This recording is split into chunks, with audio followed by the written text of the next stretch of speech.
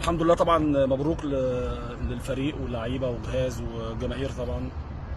فوز مهم، يعني 3 نقط مهمين جايين بعد ماتش الحكمه. نتيجه مقنعه بالنسبه لي، يمكن كان في افضل من كده.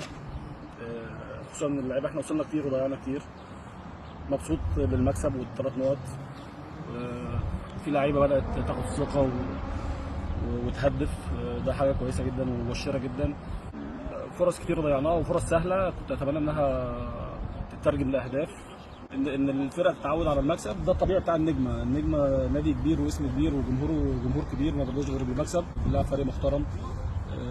الفرق يعني التضامن عملت ماتشات كبيره مع فرق كبيره. مش معنى انك تكسب بنتيجه كبيره، وحتى لو كنت تقدر تكسب بمكسب اكتر، ده ما يقللش من الفريق المنافس. تضامن فريق محترم، بتلعب الحكمه الماتش اللي فات، فريق محترم، وشفنا الحكمه بعد كده الاسبوع اللي بعد كده بتعادل مع العهد. السداسيه كل الفرق اقوياء جدا وماتشات صعبه جدا، مفيش ماتش سهل وماتش صعب، بس انت اللي في ايدك تصعب وتسهل الموضوع. لكن كان لازم نتعامل مع الفرص اللي جات لنا بشكل اكتر من كده. في الاخر اللي يهمني ان اللعيبه كلها بتنفذ، اللعيبه كلها بتشتغل، مش في الماتش بس، في التمارين اللعيبه ملتزمه. انا مبسوط بالتعامل مع اللعيبه دي. قلت هدفي ان انا عندي 5 ماتشات جايين. انا الماتشين اللي فاتوا و5 ماتشات جايين. دايما النجم لازم يلعب على الفوز دايما، ايا كان بقى هيحصل ايه، بس دايما انت ولازم نعود اللعيبه على كده انك بتلعب دايما على الفوز ايا كان الظروف اللي بتلعب فيها. فلغايه دلوقتي بامانه اللعيبه بتقاتل، واي حاجه بنقولها لهم بينفذوها بشكل كبير جدا، ودي حاجه بتخليني متفائل جدا بمستقبل النجم ان شاء الله. يوم ما هتقضيه مع اللعيبه هيقربوا منك وهيقربوا من افكارك، وانت هتعرف امكانيات اللعيبه الحقيقيه، وده واضح. يعني احنا تدريجيا الفرقه في تحسن. اللعيبه بتقاتل واللعيبه بتحاول تستجيب دايما لاي حاجه بتقولها لهم بينفذوها.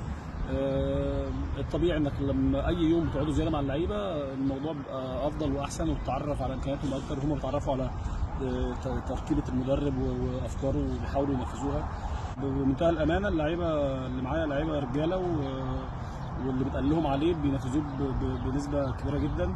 لسه في افضل من كده اكيد، احنا بنتعامل في الظروف اللي احنا فيها. احنا عندنا 5 ماتشات، يمكن احنا بعيد عن المنافسه، لكن ده ما يمنعش ان فريق النجمه دايما يلعب على الفوز. انت ملك جماهير كبيره بتقف في ظهرك دايما وتشجعك وتساندك، وبشكر جماهير النجمه على المسانده دايما، والناس دايما في تواصل معايا وبيشيدوا بالفرقه، وده حاجه تبسطني ان الجمهور يبقى شايف ان الفرقه بتتحسن وبتقدم اداء محترم. دي حاجه بتبسطني جدا جدا.